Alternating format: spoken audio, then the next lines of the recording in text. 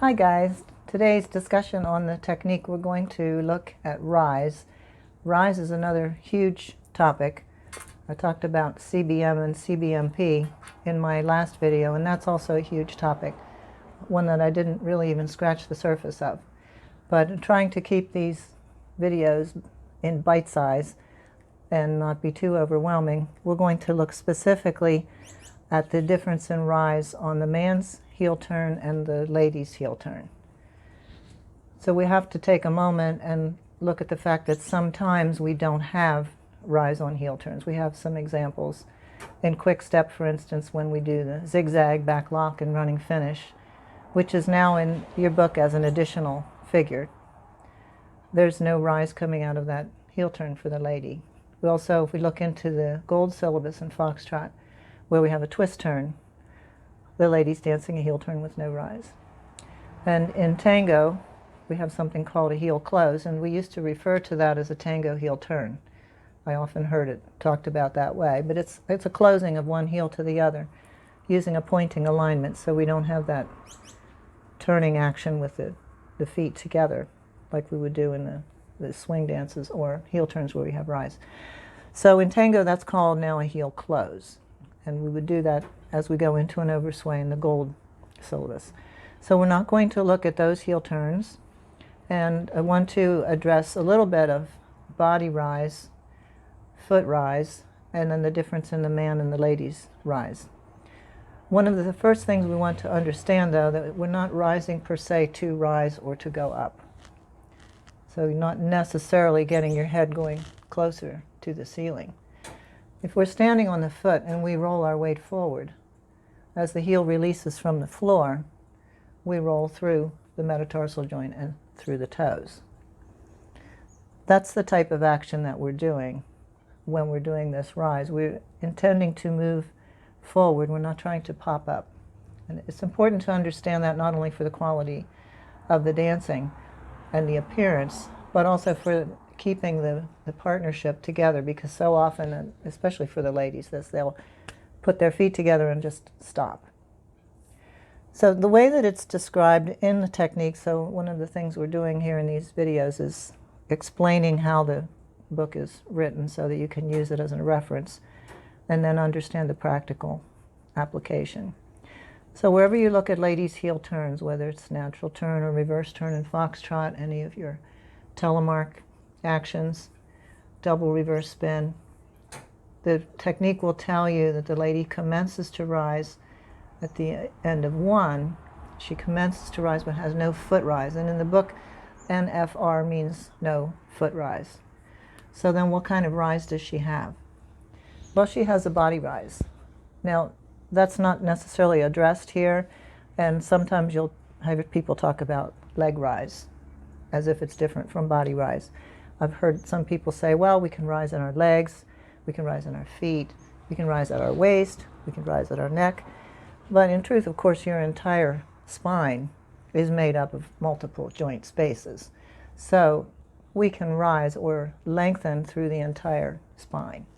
So we use spinal lengthening in everything we do in dance, or actually the quality of our movement even in our daily life. If we have length in our spine and initiate our movement through the head to the spine, we have a more natural, resilient, and easy movement. And this is what the Alexander technique really teaches us, is how as vertebrates we move from our head, activate our spine, and lengthen. So we want to incorporate that in our movement and definitely incorporate that in our dancing. So throughout the dance, we're constantly renewing, refreshing, and directing our spine through our head and through lengthening. Whenever we lengthen the spine and let the head move up, we also feel as though we're sending an equal amount of energy downward towards the floor. So we're always getting this oppositional motion. So as the lady's dancing her heel turn and she's commencing to rise with no foot rise, that tells us simply that the heel has not come off the floor. We don't have rise through the feet at this moment, but we do have body rise. Her body rise is not, again, simply going up, But it's a feeling. I always imagine here that I have this light that's pulling me forward to my partner. So this rise through the body is intentional in a direction, and this takes you through the foot and through the ball of the foot. So we're not forcing a rise, popping up, but we're moving forward with spinal lengthening, and it takes us out of our, I shouldn't say out of our feet, but out of our heels and into the articulated position through the ankles. Now, it's true that the way that the man is dancing, with the amount of swing and power that he has, there can be fluctuations in exactly where that rise is. But generally, the rise for the lady is earlier. And it's earlier because the man is leading and the man is on top and he's controlling things. And she needs to follow this heel turn. She's not deciding to do the heel turn. The man, of course, knows he's going to do it, decides to do it, and knows that he needs to keep himself down. So we have an impetus turn. One of the common problems for our gentlemen is that they rise too soon. They rise many times even earlier than the lady should be rising. And if the lady's now coming around the man and he's already up on the balls of his feet, he has no control of the lady's weight. So if we look at the man's part, when we look at a closed impetus or an open impetus turn, then we see something different. So we'll take a look here.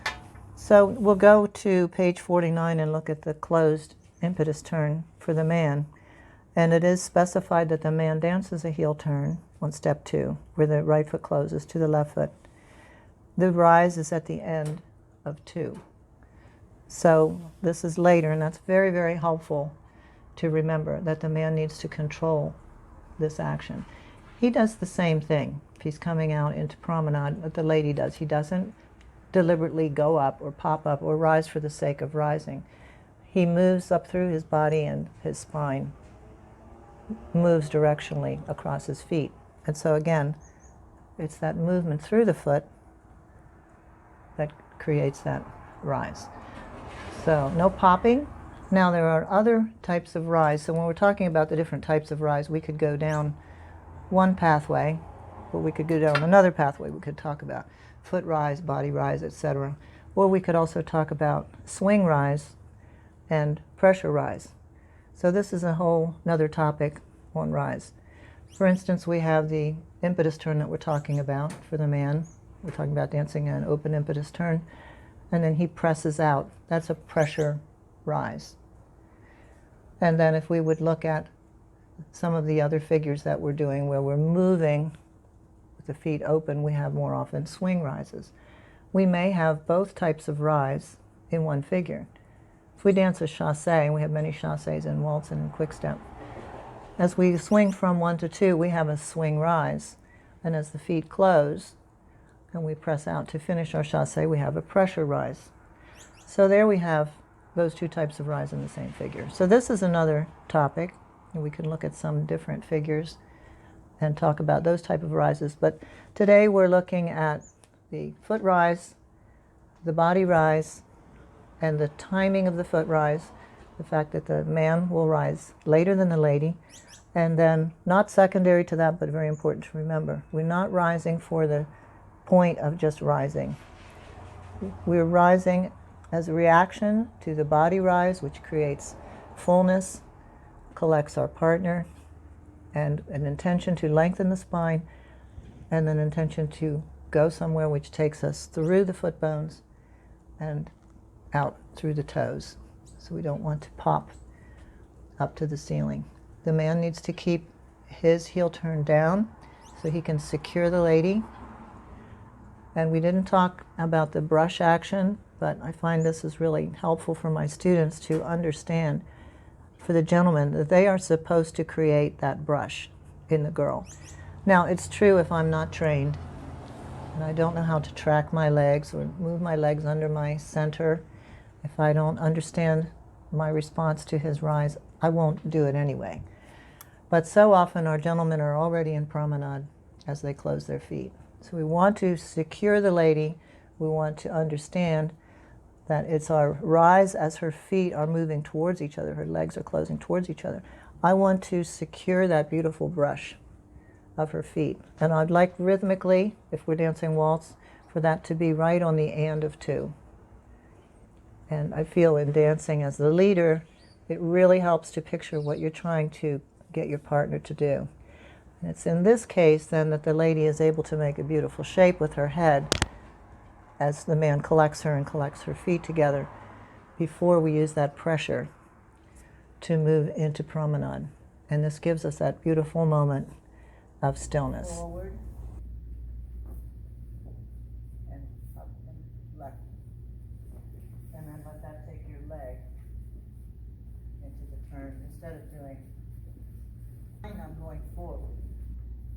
Heel turn, and in my mind I'm going forward and up. See where the leg's going before it finally gets there. Now I have to be able to stay there.